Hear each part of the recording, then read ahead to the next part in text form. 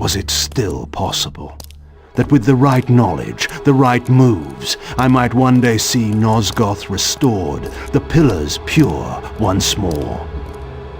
My answer, according to Mobius, lay somewhere to the west of this place.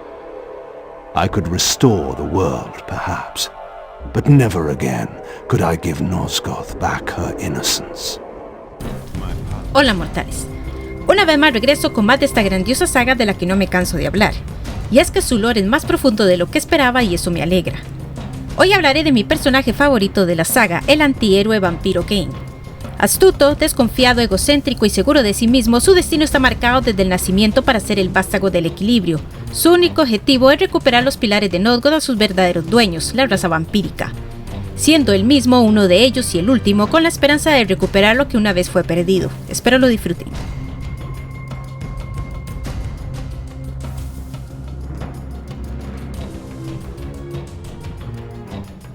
Kain es el personaje epónimo y protagonista principal de la franquicia Legacy of Kain. Fue un personaje jugable en Blood Omen Legacy of Kain, Blood Omen 2 y Legacy of Kain Defiance, e hizo apariciones a lo largo de la serie. También fue el antagonista principal de Legacy of Kain Soul River y su secuela. Kain, un vampiro antihéroe, estaba enredado en tramas para controlar el destino de su mundo, Nosgoth. Hijo de una familia aristocrática, vivió la vida de un joven noble ambicioso, sin llegar a darse cuenta de su destino aún por descubrir: ocupar el lugar que le correspondía como guardián del equilibrio y servir a los pilares de Nosgoth. Durante un fatídico viaje, Kain fue cruelmente asesinado y resucitó de entre los muertos. Su búsqueda de venganza le condujo a un tortuoso viaje de autodescubrimiento a medida que la maldición del vampirismo se apoderaba irrevocablemente de su alma. Astuto e implacable, Kain luchó contra los opresivos agentes del destino que pretendían destruirle. Durante siglos persiguió despiadadamente una ambición singular: restaurar la tierra de Nosgoth y devolverla al dominio de los vampiros. Armado con la legendaria espada segadora de almas y perseguido por su creación caída, Raziel, esperaba recuperar su verdadero papel como vástago del equilibrio de entre los escombros de la historia.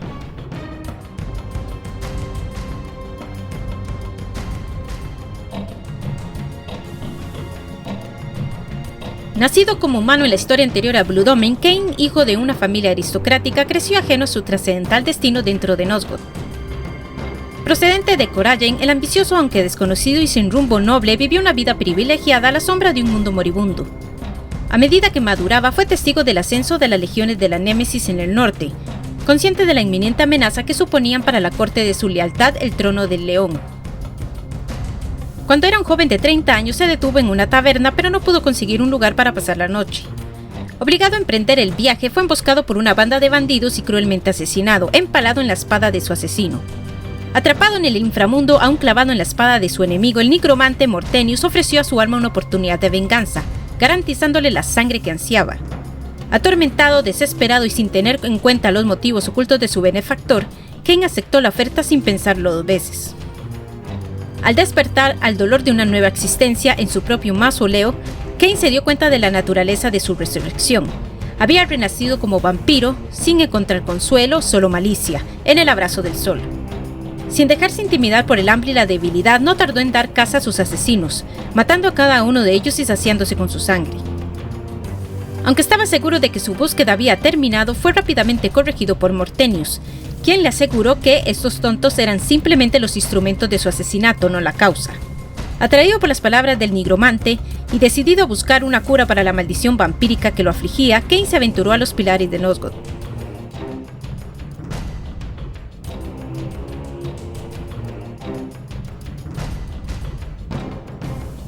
Cuando Kain llegó a los 9 pilares, se encontró con el espectro de Ariel, la antigua guardiana del pilar del equilibrio, atada allí por la corrupción simbiótica de los edificios.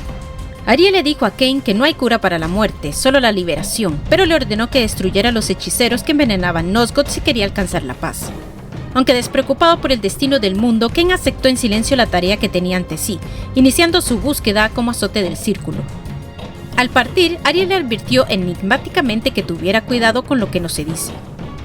Buscando eliminar a Nupractor, Kain pasó por las ciudades de los humanos, comentando la evidente decadencia de Nosgoth a medida que avanzaba, y se adaptó gradualmente a sus nuevas habilidades. Podía blandir hechizos arcanos y podía adoptar mágicamente la forma del lobo y el murciélago voluntad. observó la retirada de Nupractor y resolvió cortar el cáncer de su corazón. Tras una breve batalla, Kane logró decapitar a Nupractor. Regresó junto a Ariel y colocó la cabeza de su amado ante el pilar de la mente, limpiándola de la corrupción. El siguiente objetivo de Kane fue Malek, el guardián del conflicto y custodio del círculo. Regresó a Coragen y la ciudad había sido azotada por la plaga, ofreciéndole lo que él describió cínicamente como un perfecto regreso a casa. Luchó hasta llegar a Malek, pero tras un breve combate, el paladín desató un hechizo infranqueable de magia sagrada, obligando a Kane a retroceder. El vampiro sabía que necesitaría más orientación para vencer a su agresor y, siguiendo el consejo de Ariel, recurrió a la sabiduría del oráculo de Nosgoth.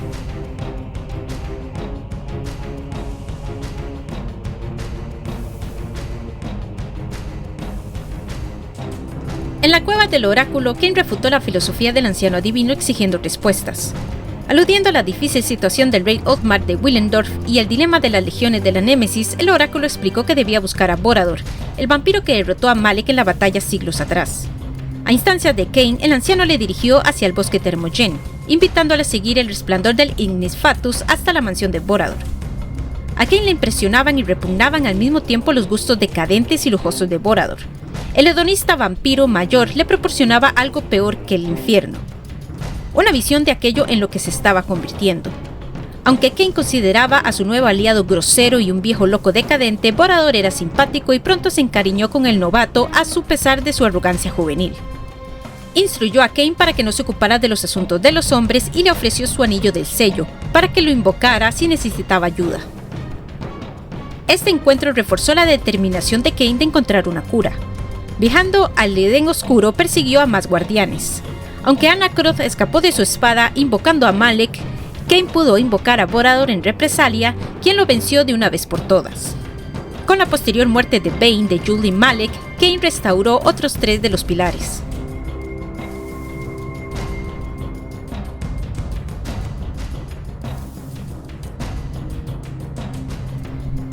La ciudad de Averno, gobernada por Asinud el Planificador, fue el siguiente destino de Kane. En la mazmorra del cielo de la catedral descubrió y se hizo con la legendaria segadora de almas, su pariente, pensó sin darse cuenta. Atravesando el edificio, Kane se enfrentó a Asimud y la derribó de un solo golpe con su recién descubierta espada. Antes de restaurar el pilar de la dimensión, recuperó, no por casualidad, de su persona un dispositivo de flujo temporal. Desviada su atención por Ariel hacia las legiones de Némesis, Kane optó por desoír el consejo de Borador. Aceptó que tendría que explorar las maquinaciones de Mobius, el guardián del tiempo, si quería que su búsqueda llegara a su fin. Bebiendo la sangre de la tumba de uno de los antepasados del rey Othmar en las minas provinciales, Kane utilizó su recién adquirido encantamiento de astucia para adoptar el rostro de un noble vivo. Su audiencia con el amado pero abatido Othmar dejó claro su rumbo. Tendría que reclamar el alma de la princesa de Willendorf. A cambio, el ejército de la última esperanza de Willendorf le ayudaría contra las legiones, lo cual logró con éxito.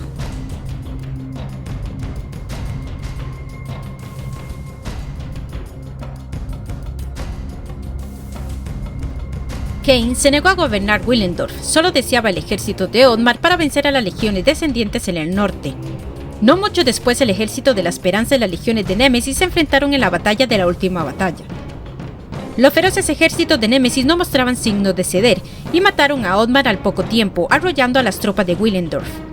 Acorralado y seguro de su derrota, Kane utilizó su único medio de escape, el dispositivo de flujo temporal. Alejado de los acontecimientos de Blue Domain, Kane se encontró 50 años en el pasado, en una época en la que el tiránico Némesis no era más que un benévolo niño rey, William el Justo. Matando y leyendo los pensamientos de un hombre de armas, fue testigo de cómo Mobius reunía a la gente de Guillermo para una embestida. Una idea floreció entonces en la mente de Kane. Si asesinaba a Guillermo en ese tiempo, la Némesis nunca se alzaría para amenazar Nosgoth. Kane se enfrentó a William, que inesperadamente iba armado con la segadora de almas. Aunque la batalla fue dura, Kane venció a la futura Némesis con su propia versión de la legendaria espada, rompiendo la hoja de la segadora de su enemigo y matando a William. La paradoja histórica creó una nueva línea temporal alterada mientras reponía fuerzas con la sangre del joven rey. Mientras los guardias de William entraban en la habitación, Kane recuperó un segundo dispositivo de flujo temporal que se activó y lo devolvió a la era de Blue Domain. Incluso con el peón de Mobius eliminado del juego, Kane sabía que había algo raro.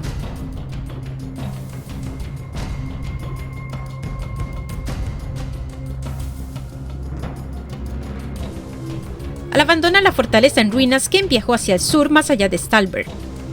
Oyó vítores y el aroma de sangre de vampiro y se sintió consternado al saber que la locura recayó sobre sus propios hombros.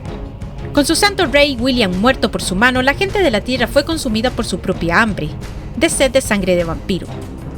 Kane llegó a la escena justo cuando Vorador, el último de los vampiros de la época en esta línea temporal alterada, era guillotinado ante una turba sedienta de sangre bajo las órdenes de Mobius. Kane se dio cuenta ahora de que Mobius había sido el oráculo de Nosgoth. Lo había manipulado todo el tiempo. Luchó contra los cazadores de vampiros y contra el propio Mobius. En su derrota, Mobius admitió su papel en la alteración de la historia y advirtió a Kane de su destino, que moriría. Mortenius felicitó a Kane y lo convocó a los Pilares. Allí, Kane presenció un enfrentamiento entre el último de los dos guardianes, el propio Mortenius, el guardián de la muerte, y Anacroth. Anacroth reveló que había sido Mortenius quien había mandado a matar a Kane y lo había convertido en un monstruo, colocando al vampiro sobre el círculo. Había sido envenenado por la locura de Nopractor. Solo con su destrucción podría redimirse Nosgoth.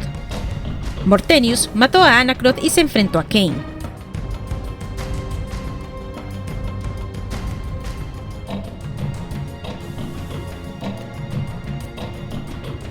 En su derrota, la carne de Mortenius fue transformada por el innombrable de que Ariel había advertido a Kane, la entidad oscura, que había asesinado a Ariel y orquestado la corrupción de los pilares.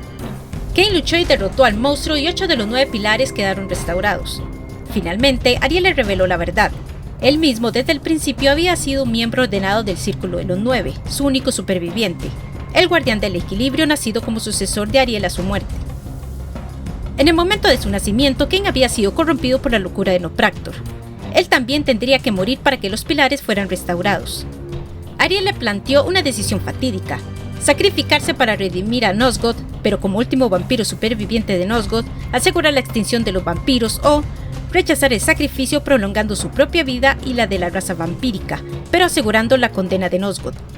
Asqueado por las maquinaciones de los hechiceros humanos, Kane rechazó el sacrificio y abrazó por fin su maldición, desencadenando el colapso de los pilares. Concluyendo con la epifanía de que Vorador había estado en lo cierto todo el tiempo, que los vampiros eran dioses oscuros cuyo deber era reducir la manada, Kane estableció el pilar del equilibrio sin restaurar como su trono la sede de su nuevo imperio. Se dispuso a reclamar su derecho de nacimiento a gobernar sobre todo Nosgoth, pero se dio cuenta demasiado tarde de que la salud de los pilares estaba ligada a la salud de la tierra. Si no se restauraban los pilares, la corrupción se filtraría lentamente en la tierra como un veneno, convirtiendo su imperio en un páramo irremediable.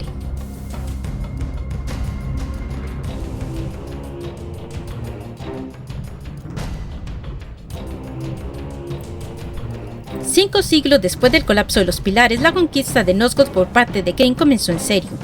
Había descubierto un método para crear vampiros y su primer acto fue reclutar. Fomentando un abyecto sentimiento de desprecio por los Sarafán y las guerras santas que habían engendrado en la humanidad, se permitió una bien calculada broma privada y blasfema. Al descubrir y saquear la tumba de los Sarafán, insufló porciones de su energía anímica en los antiguos cadáveres de los 6 comandantes Sarafán allí enterrados, uno a uno. El don de energía de Kane atrajo sus propias almas de vuelta a sus cuerpos. Fueron revividos como vampiros incipientes totalmente ignorantes de sus raíces Sarafán debido al paso del tiempo. Luego se formó el Consejo. Bajo los auspicios de Kane, los renacidos Raziel, Turel, Duma, Rahab, Zephon y Melkaya crearon sus propios clanes vampíricos, dando lugar a una nueva generación de vampiros. Al cabo de un siglo, la humanidad estaba completamente domesticada y el imperio de los vampiros se afianzó por completo, siendo Kane considerado el soberano de todo Nosgoth. Se utilizaron esclavos para construir el Santuario de los Clanes, un santuario apropiado para conmemorar este nuevo renacimiento alrededor de los pilares. La chimenea se construyó para proteger la tierra de los efectos venenosos del sol. Con el paso del tiempo, el emperador fue deificado por los adoradores de vampiros y muy pocos en Nosgoth conocían sus orígenes como humano mortal. A lo largo de los siglos, Kane y su progenie vampírica pasaron por una hibernación evolutiva, volviéndose menos humanos y más divinos. Siempre, Kane entraba en estado de cambio y emergía con un nuevo don. Algunos años después del maestro, la evolución de sus hijos le seguiría. Un fatídico día, sin embargo, un milenio después de su resurrección, Raziel superó a Kane, creciendo un par de alas parecidas a la de un murciélago. Aparentemente actuando por un capricho celoso, Kane arrancó violentamente los huesos recién nacidos de la espalda de Raziel ante el Consejo, ordenando que su primogénito fuera arrojado al lago de los muertos. Turel y Duma obedecieron su orden cuando se dio la vuelta, llevando a Raziel al abismo sin preguntar.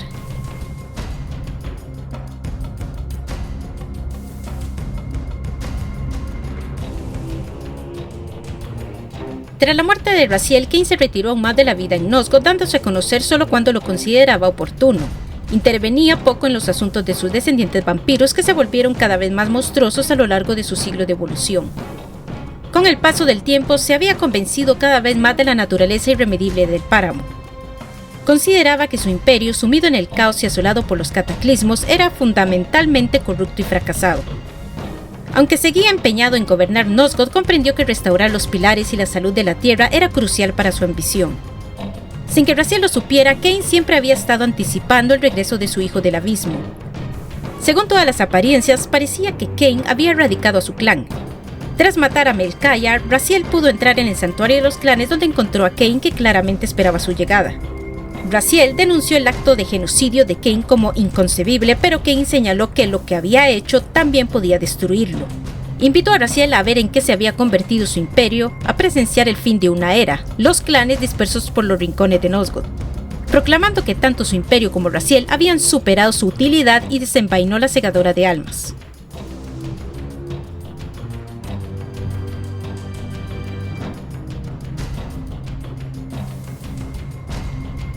Se entabló una breve batalla en la que Kain se impuso y puso de rodillas a Raziel con un rayo mágico. Lanzó la segadora de almas contra el cuerpo de Raziel, y la hoja, que se creía indestructible, se hizo añicos con el impacto, incapaz de consumir su propia alma como sabía Kain. No aturdido pero extrañamente satisfecho con este impactante resultado, Kain desapareció con la seguridad de que ahora estaban un paso más cerca de sus destinos. Raziel persiguió a Kain hasta el cronoplasto y volvieron a encontrarse los dos. Había robado por primera vez el cronoplasto hacía siglos, algún tiempo antes de la ejecución de Raziel, y vio la historia y el futuro de Nosgoth. Sus caminos y corrientes que se adentraban en el infinito revelaban verdades prohibidas que nunca había podido entender como hombre corriente.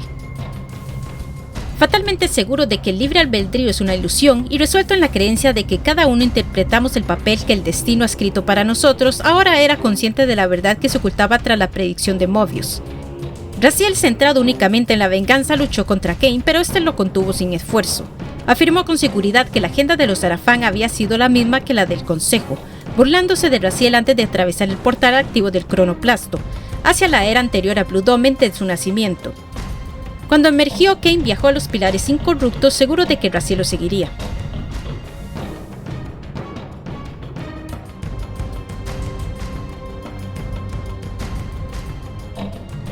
Advirtiendo a Raziel de que no confiara en los designios de Mobius, Kain se dirigió a su antiguo lugarteniente momentos antes de su propio nacimiento humano. Los pilares permanecieron pristinos, íntegros e incorruptos mientras hablaba, aconsejando al espectro que se mantuviera alejado de la red de Mobius. Mobius había arrebatado a Raziel del flujo temporal y había intentado conspirar con él en el asesinato de Kain. Aunque Raziel desconfiaba del transmisor del tiempo, estaba dispuesto a matar a Kain, creyendo que el equilibrio sería así restaurado en Nosgoth. Presagiando su propio destino, Kain divulgó que había visto el principio y el final de su historia, y que esta era burda y mal concebida. Deseaba reescribir su final. Kain demoró a Raziel, rogándole que escuchara mientras narraba la corrupción y el colapso de los pilares. Ante sus ojos, los pilares se resquebrajaron y corroyeron, volviéndose grises. El anciano Kain se tensó, absorbiendo una vez más el ataque psíquico de la locura de Nopractor. Consideró que las repercusiones del asesinato de Ariel estaban expertamente calculadas, creyendo que el juego estaba amañado. Analizando su futuro dilema en los pilares con la caída de una moneda de dos caras, Kain sorprendió a Raziel confirmando que él también deseaba que los pilares fueran restaurados. Afirmó que pertenecía a los vampiros e insinuó su búsqueda de una tercera opción, un secreto monumental oculto en la misma presencia de Raziel aquí. Raziel era el único que poseía libre albedrío debido a su resurrección. Kain deseaba manipular a Raziel para que desencadenara más paradojas históricas, desbaratando la línea temporal de Nosgoth con la esperanza de recuperar su destino original.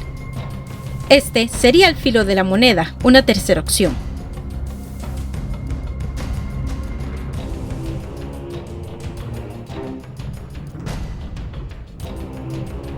En la misma época, cuando Raziel regresó a la fortaleza Sarafán, se encontró a Kain de pie ante el sarcófago de William el Justo con la segadora de almas colocada sobre él. Kain aseguró a Raziel que todo estaba decidido aquí. justificó su sentido del fatalismo explicando que la historia es irremediable, que su presencia aquí no alteraba la historia, que siempre se habían encontrado aquí. Describiendo con calma su asesinato de William el Justo en una ensoñación y explicando la convergencia River, entregó la Soul River material a Raziel. Kane sabía que Mobius tenía razón, que su destino histórico era morir aquí, asesinado por Raziel. Al darse cuenta de que tenía el poder de matar a Kane, pero sin intención de hacerlo, Raziel blandió la espada. De repente la atracción de la historia se apoderó de él, tratando de obligar al libre albedrío de Raziel a abatir a Kane. Kane apeló desesperadamente a Raziel para que luchara contra ella. Este momento no tiene por qué ser un final, argumentó. Puede convertirse en un preludio. Raziel luchó por mantener el control de la espada y la blandió hacia abajo con violencia. Kane se estremeció seguro de que había fallado, pero cuando el polvo se asentó se dieron cuenta de que la espada había pasado a escasos centímetros de Kane, incrustada en el sarcófago de William. La monumental negativa de Raziel a matar a Kane en la fortaleza descarriló de nuevo la continuidad de la historia, que se alteró para formar una tercera línea temporal. Al recuperarse, Kane estaba seguro de que podrían restaurarse y reclamar sus destinos previstos, que podría asumir su papel de guardián del equilibrio y devolver los pilares a sus legítimos herederos.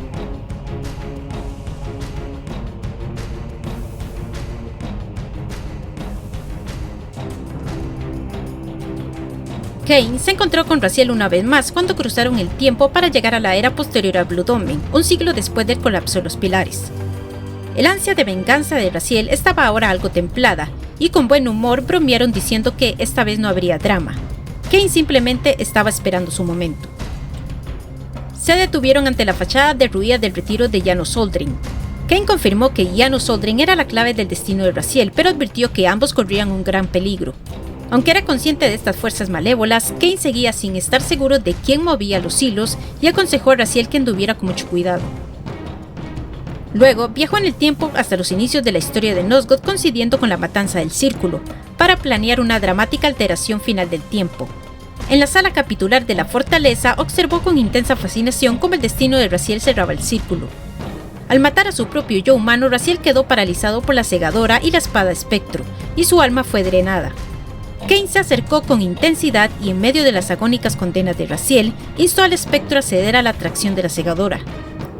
Mientras las fuerzas de Raziel flaqueaban, su alma rondaba fuera y dentro de la espada y se generó un momento de distorsión temporal, el filo de la moneda.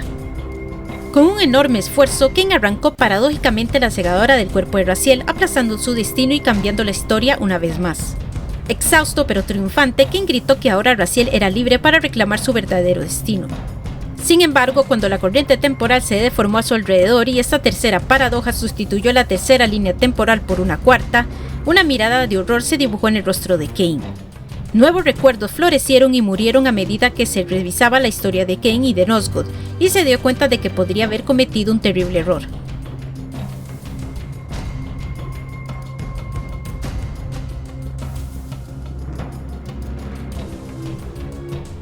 La historia se sentó, pero Kane permaneció atónito y horrorizado, dándose cuenta del precio fatal que se había pagado para restaurar el futuro de Raziel. «Dios mío, los Hilding, caímos en su trampa», susurró horrorizado. Al darse cuenta de repente, intentó advertir a Raziel de que no reviviera Janos Oldring. «Janos debe permanecer muerto», ordenó, pero su esfuerzo fue inútil. Raziel se hundió en las profundidades del reino espectral. Todavía confundido por su propia locura y decidido a evitar la resurrección de Janos, el anciano Kane recogió la hoja vacía de la segadora y partió. La paradoja que Kane había desencadenado introdujo severas revisiones en su pasado. Tras el colapso de los pilares, había intentado hacerse con el control de Nosgoth, pero descubrió que aún no poseía los medios para criar vampiros. En algún momento encontró y se alió con el misteriosamente resucitado Borador, que engendró una nueva generación de vampiros proporcionándole un ejército. Sus hazañas incitaron el surgimiento de la oposición, se formó la resucitada Orden Sarafán y se produjo una guerra vampiro-Sarafán entre ambas facciones que duró décadas. 2 siglos después de la caída de los pilares, Kane y su ejército habían iniciado su camino de conquista por el sur de Nosgoth. En la batalla de Meridian, Kane fue traicionado por su lugarteniente Sebastián, cuya emboscada le costó la batalla contra su rival, el señor Sarafán. Derrotado y despeñado por un acantilado hasta su aparente muerte, Kane fue despojado de la segadora de almas frustradas sus ambiciones. Su cuerpo inconsciente, con el más mínimo hilo de vida, fue recuperado por agentes que trabajaban para Borador y alimentado. Los Sarafan redoblaron su purga, reduciendo la población vampírica a un pequeño movimiento de resistencia conocido como la Cabala. 200 años después de su derrota, la Cabala desconfiaba de sus ambiciones, pero impulsada por la necesidad, revivió a Kane.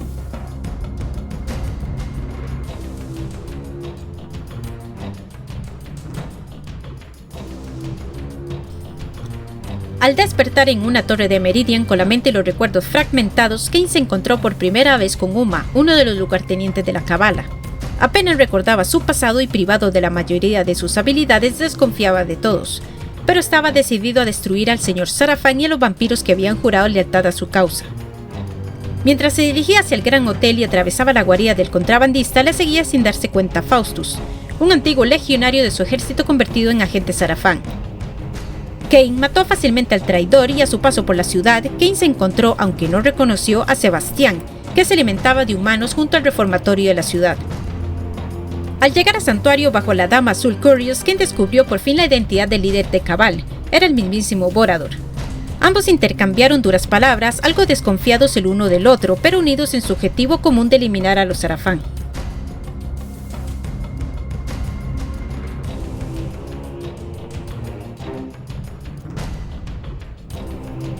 Yendo tras Uma tras su captura y deseoso de la información que había obtenido en el barrio industrial, Kane aceptó infiltrarse en la fortaleza Sarafan.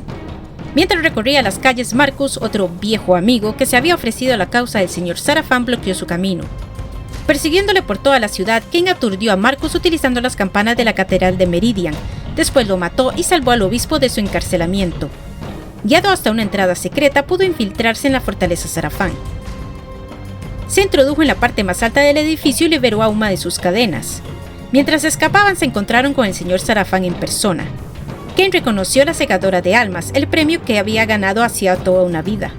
Asombrado de que Kane siguiera con vida, el señor Sarafan disparó a su antiguo enemigo un rayo cegador, declarando que la muerte del vampiro estaba predestinada a sus manos. Enfurecido y ansioso por luchar contra el señor, Kane se resistió a las advertencias de Uma. Antes de que pudiera desencadenar la batalla, Uma los teletransportó a ambos a un lugar seguro en Santuario. Una vez allí, Uma reveló sus descubrimientos. Habló de la Piedra del Nexo, un artefacto que el señor Sarafan había utilizado para anular el poder del segador en la batalla de Meridian. Ahora que comprendía cómo se había facilitado su derrota en la guerra, Kane resolvió robar la piedra del barrio industrial.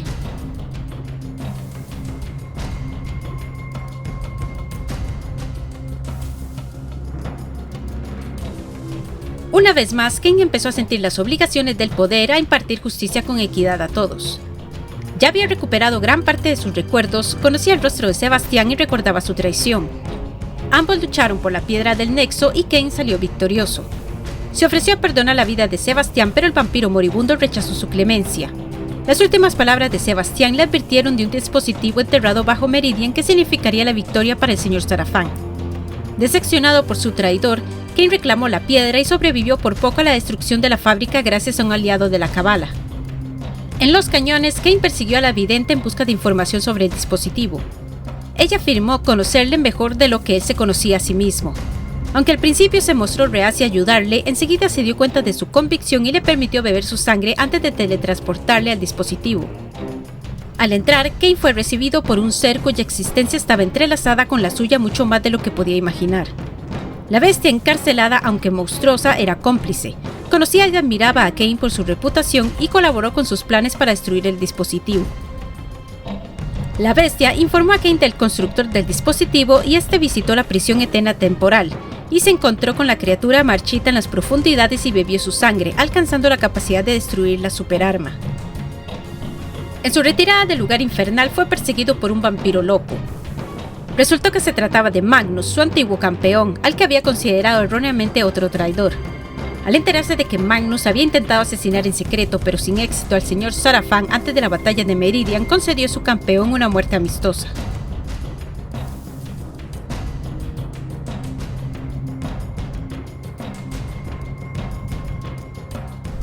Descendiendo al interior del dispositivo, Kane consiguió envenenar a la masa en su interior y así aseguró la destrucción del arma.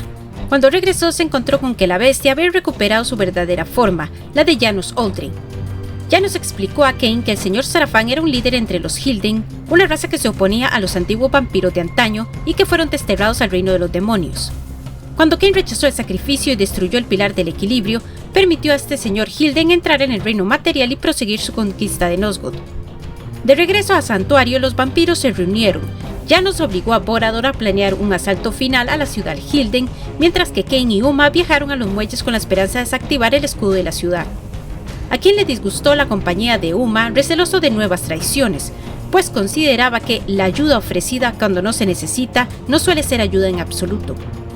En los muelles, Uma expresó sus dudas sobre el potencial imperio de Kane y le robó la piedra del Nexo.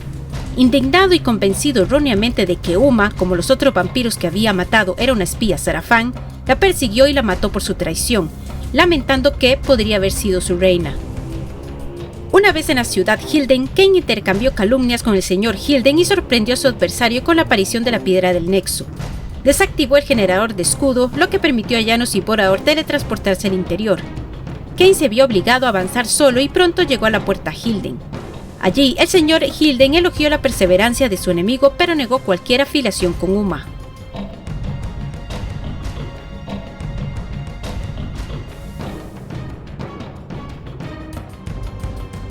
Incapaz de obligar al general Hilden a regresar al reino de los demonios, Kane tomó su decisión. Arrojó la piedra del Nexo a la puerta, asegurándose de que los invasores Hilden perecieran, pero renunciando a su protección contra la segadora de almas. Justo cuando el segador se desplomó, Janos Oldren se teletransportó a la lucha y forcejeó con el líder Hilden, pero él mismo fue arrojado a la puerta. Finalmente, en posesión de su espada, Kane pudo despechar al señor Hilden. Mientras la puerta explotaba, se alejó contemplando la desconfianza de Uma y sus planes para el imperio. Al igual que iteraciones anteriores de la historia, Kane resucitaría a los inquisidores guerreros Sarafán fallecidos hace tiempo un siglo después, y dominaría Nosgoth en un milenio.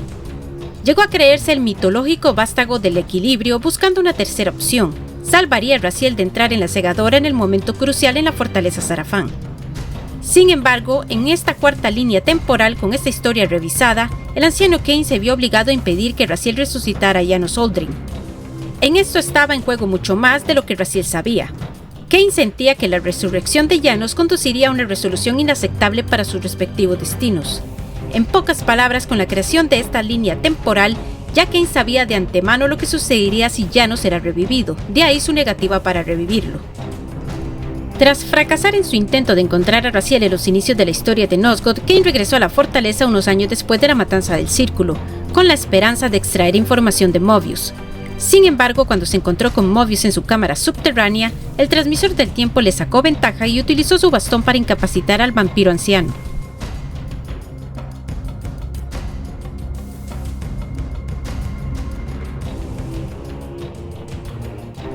Más adelante siguió a Mobius hasta la torre de la fortaleza.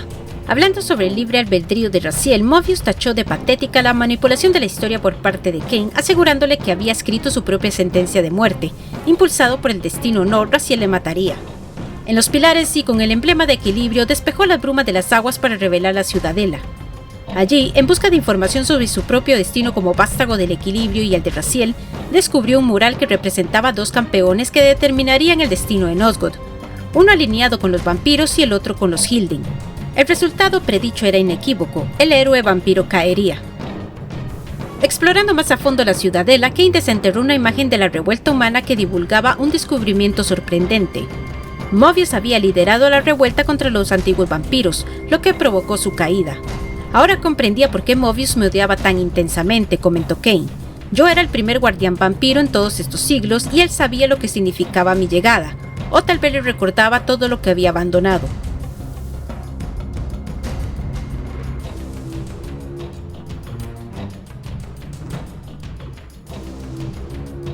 Mientras inspeccionaba un mural que representaba la rueda del destino, una voz incorpórea y desconocida se dirigió de repente a Kane. Era un ser que afirmaba ser el oráculo de sus antepasados y le ofrecía el conocimiento de su criatura. Le reveló que, tal y como temía Kane, Raziel había encontrado el cuerpo de Janos Oldren en la era de Blue Domain y viajaba hacia el Averno en busca del corazón de las tinieblas. Invocó un portal y se ofreció a transportar a Kane a la época de la llegada de Raziel. Al llegar a la catedral del Averno a la hora apropiada, Kane se encontró con Raziel, alimentado por la influencia de haber devorado recientemente el alma de Turel. Raziel creía ser el campeón Hilden, y temiendo su destino de entrar en la segadora que poseía Kane, se propuso luchar contra Kane. Incitados y creyendo que eran los héroes profetizados, ambos se enfrentaron. Al final, Raziel hirió a Cain y se agarró el uno al otro. El alma de Raziel comenzó a drenarse a través de Cain hacia la hoja de la segadora, asombrando a ambos. Aunque Cain no tenía intención de aprisionar a Raziel en la espada, este reaccionó con horror y rabia. Clavó su garra en el pecho de Cain, abortando su absorción y arrancándole el corazón de las tinieblas. Aturdido por la agonía y la revelación de que siempre había poseído el corazón de Janos, desde su resurrección a manos de Mortenius, Cain fue incapaz de evitar que Raziel lo lanzara telequinéticamente hacia el Averno. Cain desapareció, aparentemente muerto. Sin embargo, sin que sus enemigos lo supieran, Cain vivió. Aunque le robaron el corazón, pronto despertó vivo y aún armado con la segadora en el reino de los demonios. Luchó hasta llegar a un portal y emergió en el reino material en las catacumbas del Averno.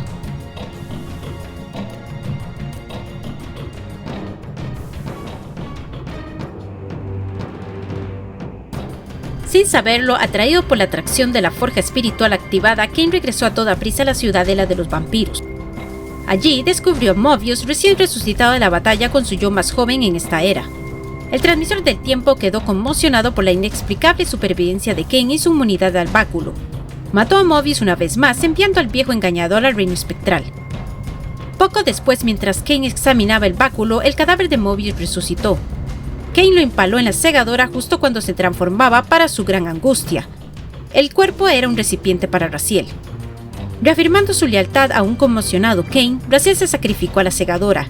Mientras su alma se filtraba en la hoja, colocó su mano derecha sobre el pecho de Cain, permitiendo que la hoja espectro se dispersara en su cuerpo.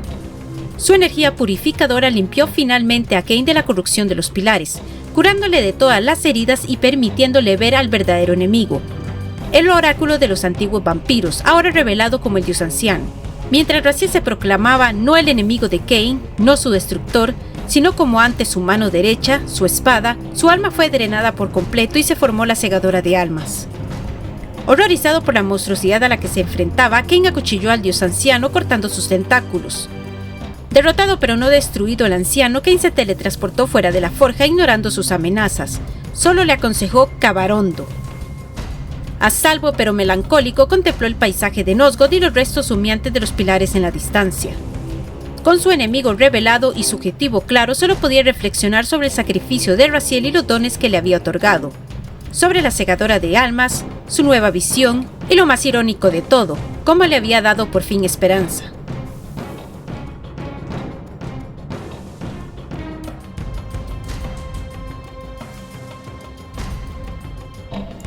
Como joven humano en Blood Omen Legacy of Kain, Cain tiene el pelo negro y la piel clara, es delgado pero bien formado y viste una armadura de hierro blanca con adornos dorados, una cota de malla roja, guantes rojos y botas marrones. En Legacy of Kain Defiance aparece retratado de forma similar vistiendo una cota de malla blanca con un casco que le acompaña y las galas regias rojas. Al convertirse en vampiro novato, su pelo, su piel y su carne se transforman visiblemente por la magia de Mortenius. Su armadura se vuelve negra, su piel viva se convierte en carne muerta, su pelo se vuelve blanco y sus ojos amarillos. Su forma quiróptera se asemeja a la de los murciélagos vampiro y su forma lupina es de pelaje negro, voluminoso y encorvada con ojos rojos.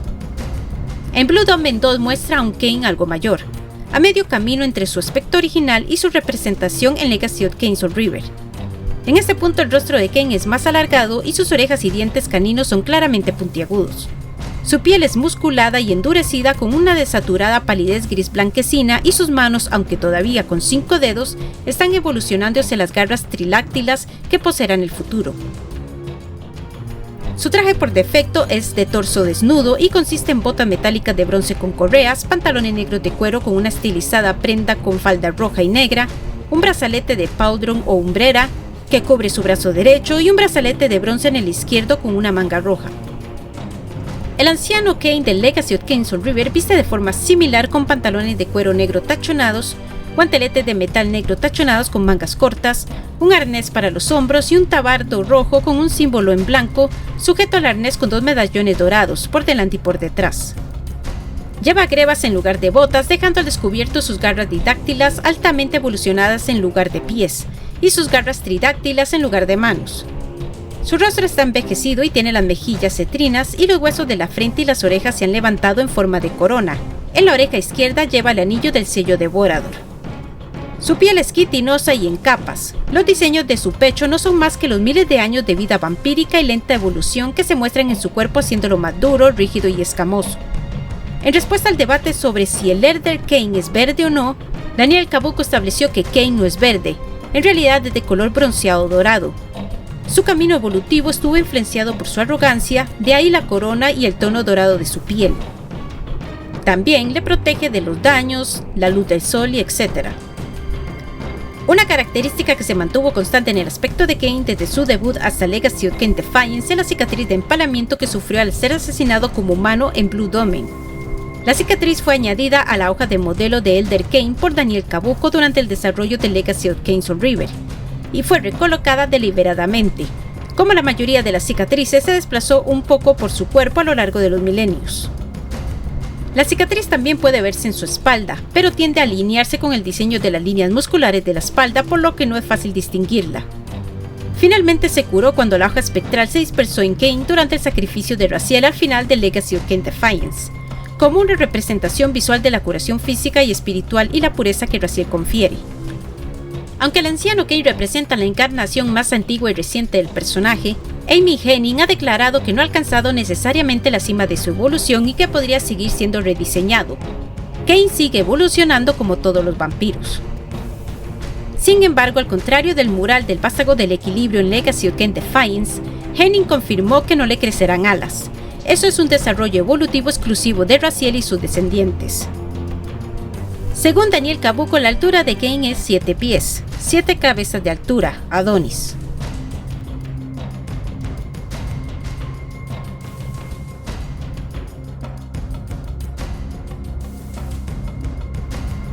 Cain es descrito como un individuo astuto e implacable, caracterizado por su heroísmo, ambición, nobleza y fatalismo, que pasa de sabiamente arrogante a arrogantemente sabio a lo largo de los siglos.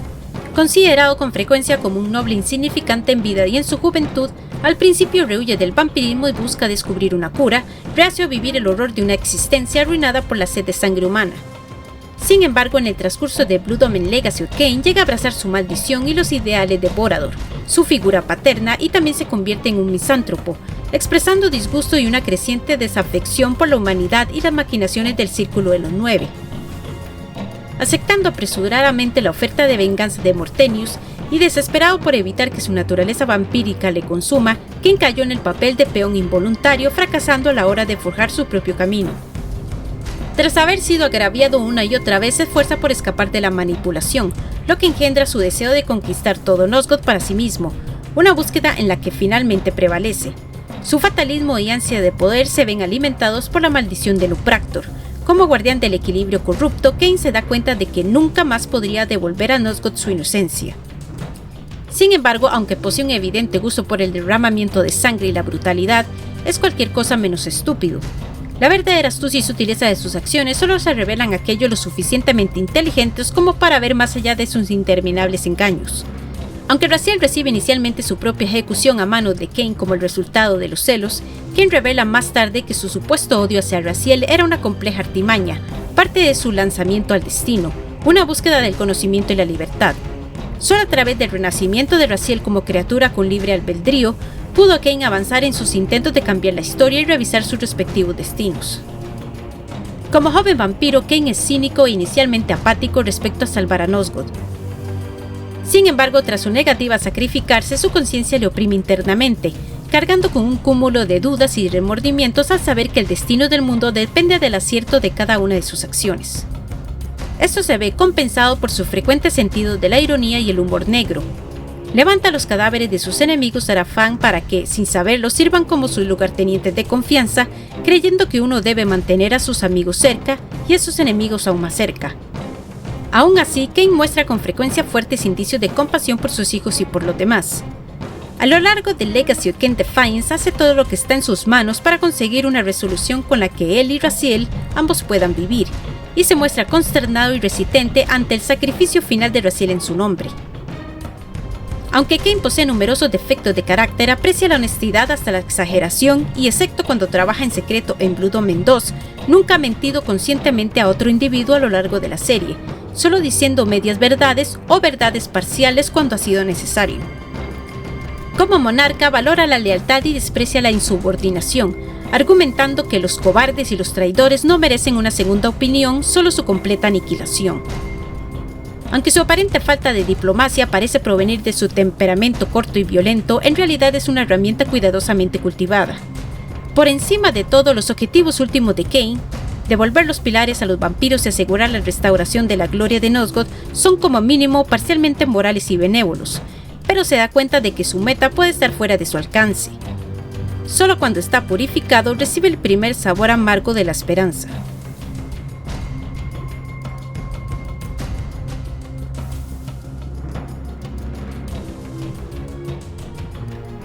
Inmortalidad y regeneración. Kain, como el resto de vampiros, no puede morir por causas naturales y las heridas se curan casi instantáneamente. Incluso entre los vampiros, Kain es un caso especial, ya que solo la hoja de la segadora de almas puede matarlo. Fuerza sobrehumana. Kain, como vampiro, tiene una fuerza sobrehumana que ha ido mejorando con el tiempo gracias a los potenciadores que ha ido recogiendo y potencialmente con la edad. Podía infligir grandes daños a los humanos con facilidad y lanzarlos a cierta distancia sin esfuerzo, y era capaz de mover objetos enormes con la misma facilidad. Velocidad sobrehumana. Al igual que otros vampiros, Kain es capaz de moverse más rápido que el resto de mortales y puede esquivar flechas sin esfuerzo. Telequinesis básica. Kain, como todo vampiro, comenzó con una telequinesis básica, pudiendo drenar la sangre de los enemigos a través de su garganta. En sus viajes por Nosgoth adquirió hechizos más poderosos para mejorar esto. Resistencia e inmunidades. Kain, posiblemente gracias a ser un guardián del equilibrio, a coleccionar potenciadores en su juventud y a su evolución, superó casi todas las debilidades vampíricas y mostró otras resistencias. Al beber de las fuentes de sangre que había en Nosgoth, se volvió inmune al agua de lluvia y a la nieve. Era inmune a los efectos de la cúpula de energía del Edén Oscuro, que en palabras del propio Kain se expandía, absorbía y recreaba, consumiendo la vida y dejando tras sí solo una retorcida parodia. En Blood Omen 2, Kain resistió el control mental de Marcus sin apenas esfuerzo. Sin embargo, Kain no pudo evitar que Marcus le leyera la mente durante unos instantes. En ese mismo combate demostró ser inmune a la frecuencia de sonido que debilita a los vampiros. La piel del anciano Kain no solo se endureció, sino que también lo hizo inmune a los rayos del sol que lo debilitaban. Por último, Kain solo podía ser asesinado con la segadora de almas y demostró ser resistente al poder de la absorción de almas de la hoja.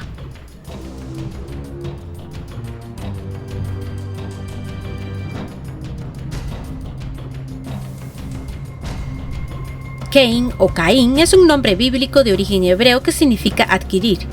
Está directamente relacionado con su homófobo Caín, que fue uno de los hijos de Adán en el libro de Génesis, recogido ya en los rollos del Mar Muerto del siglo I.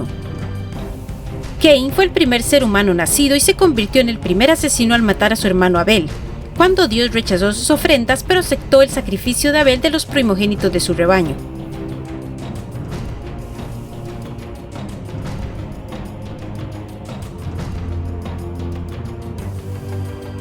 Gracias a este juego fue donde saqué la famosa frase que digo al final de mis videos, ya que este juego marcó bastante mi infancia y sigue siendo uno de mis favoritos a pesar de los años.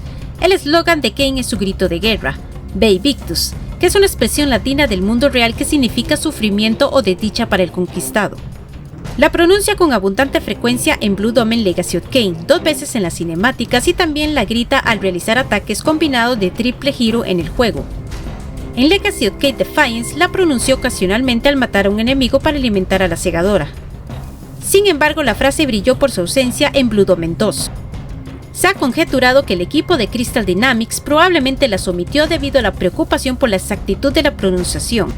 Silicon Knights había admitido anteriormente que Bei Victus se pronunciaba mal en el juego original, pero Legacy of Kain Defiance decidió utilizar la misma variación.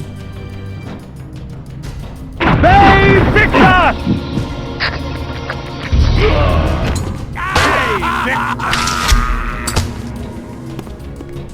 Espero que lo hayas disfrutado. No olvides darle like, suscribirte, dejar tus comentarios y compartirlo.